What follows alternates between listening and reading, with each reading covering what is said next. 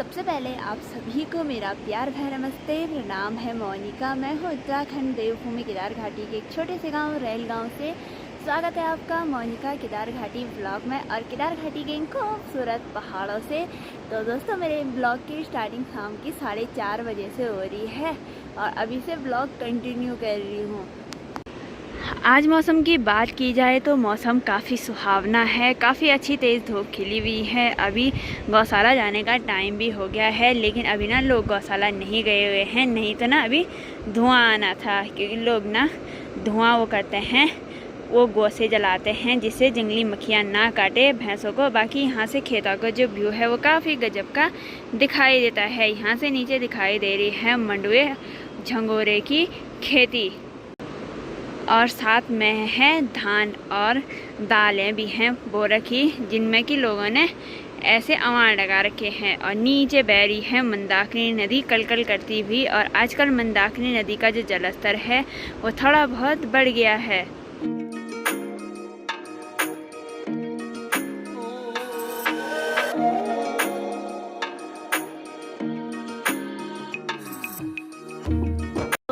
दोस्तों, आज के ब्लॉग में आप लोगों को बताऊंगी कि जब मैं केदारनाथ यात्रा पर गई थे, मतलब हम सब केदारनाथ यात्रा पर गए थे, तो वहाँ कितना खर्चा आया, रूम के रेट क्या हैं, तो आपको ब्लॉग में बताऊंगी। वैसे तो मुझे रूम के रेट पता नहीं है, लेकिन वहाँ ना हमारे रिश्तेदार हैं, मेरे मामा जी होते हैं, मतलब मेरी मम्मी के बुआ के लड़के, तो मेरे मामा जी हुए। तो वहाँ मेरे मामा जी रहते हैं पीएम में काम करते हैं, मतलब जॉब करते हैं वहाँ। तो उन्होंने हमारी वहाँ व्यवस्था की, तो जिससे ना हमें वहाँ रूम का किराया नहीं पड़ा। तो दोस्तों, हम केदारनाथ यात्रा पे ना 7 लोग जा रखे थे। मैं, दोनों मामियाँ और मेरी जेठी माँ, ताऊ जी और आरती दी और मैं। तो मामा जी के लिए ना दिल से धन्यवाद बोलना चाहूँगी। हम सब की अच्छी तरह से व्यवस्था की। वहाँ हम 7 लोग थे, तो 7 की व्यवस्था की। और जो खाना पीना था वो ना जेठीमा लोगों ने ही वो किया। तो जेठीमा लोगों ने ही अपना खर्चा किया वहाँ हम लोगों के लिए, और कहीं कहीं पे मामी लोगों ने भी किया। एक टेंट पे ना 10 या 12 लोग ही आ सकते हैं। बाकी जो कमरे की बात की जाए तो 5 से 10 हज़ार है उनका रेट। मतलब मेरे हिसाब से उतना तो मुझे पता नहीं है, लेकिन बोल रहे थे। अगर आप लोग भी कभी केदारनाथ यात्रा करोगे ना, तो वैसे तो पैदल यात्रा करना, हमें तो पैदल यात्रा काफ़ी अच्छी लगी। और लोग बोलते हैं कि हमारा ड्रीम है केदारनाथ जाने का, केदारनाथ जाने का। और आप लोगों को बता दो, जब मैं फर्स्ट बार केदारनाथ गई ना, पैदल यात्रा की ना, तो मुझे ऐसा लगा कि अभी आता केदारनाथ, अभी आता। लेकिन भाई इतना दूर था ना, लगभग 22 किलोमीटर दूर था। 22 से तो ज़्यादा ही होगा। मैं मतलब मुझे तो थकान बिल्कुल भी नहीं लगी। मुझे हम सब में से किसी को थकान नहीं लगी। और पैदल यात्रा ना हमारी काफ़ी अच्छी लगी। आप लोगों से भी रिक्वेस्ट है, अगर आप लोग कभी अभी ना केदारनाथ आओगे तो पैदल यात्रा करना। हाँ, अगर कुछ मजबूरियाँ रही तो आप घोड़े खच्चर का सहारा ले सकते हो। बाकी हमारी यात्रा तो काफ़ी अच्छी लगी। और वहाँ के जो पहाड़ है ना, मतलब इधर उधर पहाड़ देखो तो मतलब इतना सुकून भरा था ना, मतलब ऐसा लग रहा था कि मतलब यहीं बस जाए, इतना सुकून था। सामने की पहाड़ियाँ काफ़ी गजब की थी, बर्फ़ से ढकी हुई चोटी, सामने की पहाड़ियाँ, हरे भरे पहाड़ तो काफ़ी गजब के थे। छोटे छोटे पानी के झरने, मतलब ऐसा लग रहा था जैसे कि हम स्वर्ग आ गए हैं, मतलब जन्नत में आ गए हैं। इतनी खूबसूरत जगह है भाई केदारनाथ। सच में तभी बोलते हैं लोग, केदारनाथ किसी स्वर्ग से कम नहीं है। तो मेरा जो ड्रीम था वो केदारनाथ जाने का, वो तो पूरा हो चुका है। और ये सब हुआ है जेठीमा और मामी लोगों की वजह से ही। और उन्होंने ही मेरे को ना बोला था केदारनाथ जाने के लिए। वैसे तो मुझे पता ही नहीं चला कि मतलब मुझे केदारनाथ जाना है। तो मेरी जेठीमा ने बोला केदारनाथ चलते हैं, मामी ने ही बोला था। तो मेरी मम्मी ने बोला कि चली जा। और मेरे को तो विश्वास ही नहीं हुआ कि मैं केदारनाथ आ रही हूँ। और जब मैं अंदर मंदिर में दर्शन के लिए गई ना, मेरे आंसू आए भाई, सच में। मतलब मन कर रहा था कि यहीं बस जाऊँ, यहीं रहूँ। Hello, good morning. कैसे हो आप लोग? सब अच्छे होंगे, हम भी अच्छे हैं। तो मोनिका भी केदारनाथ का दर्शन करके आ गई है। मोनिका तो मेरे को इतना परेशान किया, मैं केदारनाथ पहले भी डोली के साथ भी बोला इसने, मैं केदारनाथ तो ऐसे कोई नहीं मिला भेजने के लिए। तो आज मैंने दीदी को बोला इस साल तो जाएंगे केदारनाथ। और तो मोनिका को भी लेके जाना, और भाई की भी कब से लगी है। वो उसने तो बुढ़ापे में किया केदारनाथ का दर्शन, कभी नहीं गई है। और बड़ी वाली मामी हम तो ये भोलेनाथ की नगरी में हमने बचपन में खूब जाती मंदिर में। यहाँ भोलेनाथ की नगरी है तो मैंने बहुत बार गई मैं। और आप लोग बोल रहे थे क्यों नहीं गई, तो मैं जा के वहाँ ना, मेरे तो हम तो पैदल यात्रा की छोटे में, वो उस समय मैं 6 में पढ़ती थी। पहले वो मम्मी बोलती वहाँ बहुत अच्छा था ना, अब भी अच्छा है लेकिन बहुत अच्छा था पहले तो। वहाँ ये बहुत बड़ा बिल्डा था, वहाँ भी मेरे वो भाई जॉब करते हैं।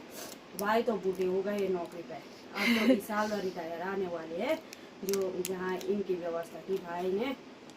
हाँ तो भाई भाई तो अब इसी साल है, अब दूसरे इसी साल मतलब 2-4 महीने GMBM में काम कर रहे हैं। अब रिटायर आने। मेरे भाई बड़े भाई के तो वहाँ के लड़के हैं, वो उनके तो नाती नतेना सब शादी शुदी करके अब नया फ्री हो गए हैं, इस साल रिटायर भी आ रहे हैं।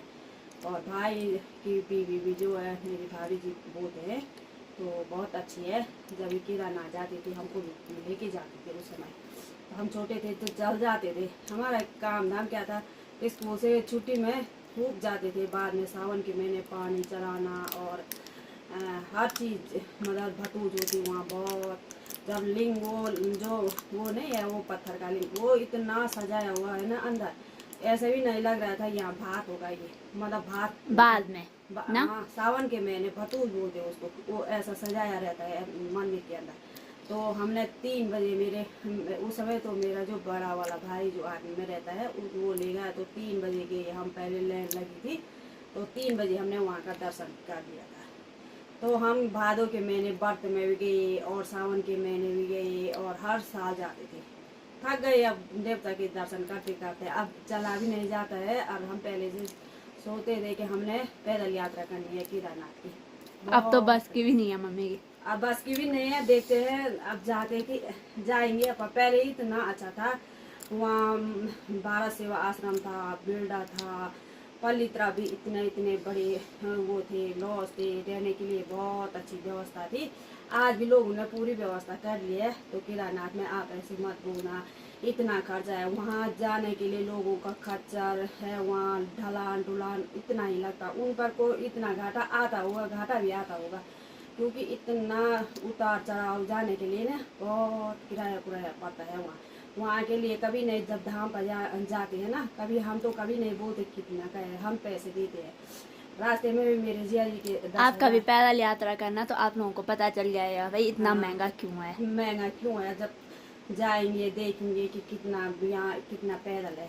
तो खचरों को भी बोलते हैं, ये वो फेंक डालते हैं जो तो, ना खचरों की केयर नहीं करता है हाँ ना मम्मी। उन्हीं को है। अनत लोग तो खचरों से, कहीं लोगों का रोजगार है खचरों से, लोगों का परिवार चलता है यहाँ केदारनाथ में। खचरों लोगों पे खचर है तो कभी लोगों उससे अपना खर्चा करके अपने बच्चों को पालते हैं।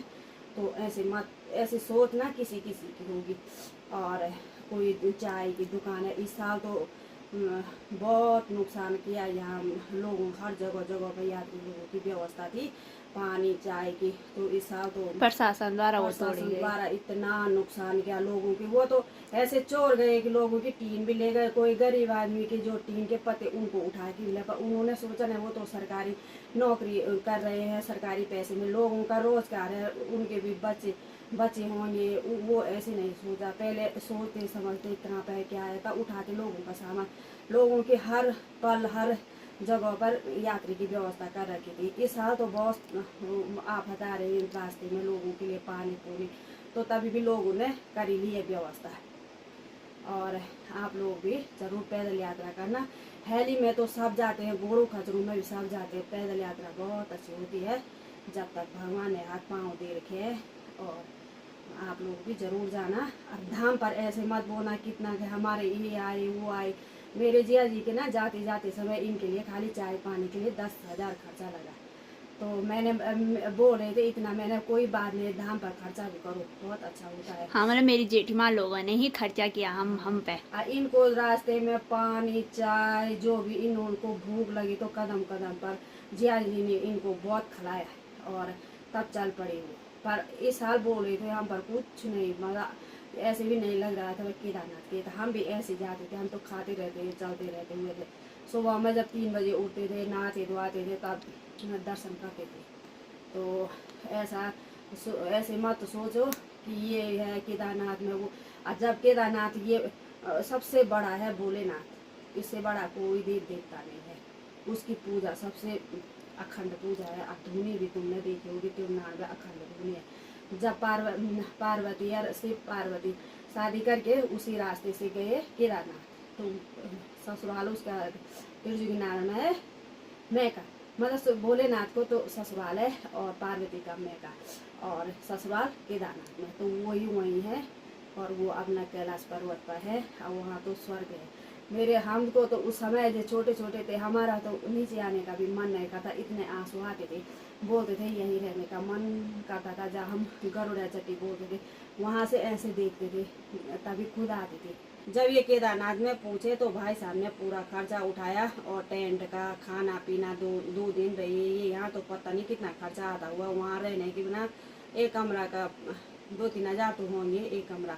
और जैसे टेंट है तो बहुत सारे बिस्तर लगे हुए थे। मैंने इसी की वीडियो पर देखे भाई, पता नहीं कितने आदमी के बिस्तर लगे। 12 आदमियों के, मतलब बोल रहे थे 700 या 1000 ऐसे ही है। पूरा ग्रुप जाता होगा तो एक टेंट लाता होगा वो। तो भाई साहब ने जो किया होगा, भाई साहब ने किया और जिया जी ने। और तब ये तो हम भी जाते थे, हम भी भाई साहब के यहाँ रहते थे पहले भी। हमारी बहुत अच्छी व्यवस्था होती थी यहाँ वहाँ। तो मैं केदारनाथ से ना एक काफ़ी प्यारा केदारनाथ भगवान जी का मंदिर लेके आई, क्योंकि हमारे घर में ना केदारनाथ भगवान जी का मंदिर नहीं था। और जब केदारनाथ जाओगे तो गौरीकुंड में भी जरूर जाना। वहाँ तप्त कुंड है, जो पार्वती का वहाँ पानी गिराया था, वही तप्त कुंड बोलते हैं वहाँ पर। तो गर्म पानी आता है वहाँ पर, तो नहाते वहाँ भी बहुत अच्छा है। वहाँ पर भी दर्शन कर लेना। और गौरीकुंड में हर कदम कदम पर देव देवते का वास है, और कहीं पर पत्थर वास है, कहीं पर कुछ है। तो वहाँ पर जहाँ तिरुजी नारायण से, सोमप्रयाग से, और वहाँ सारी जगह भोलेनाथ की जगह जगह में कल रास्ते में जा के बहुत तस्वीरें हैं।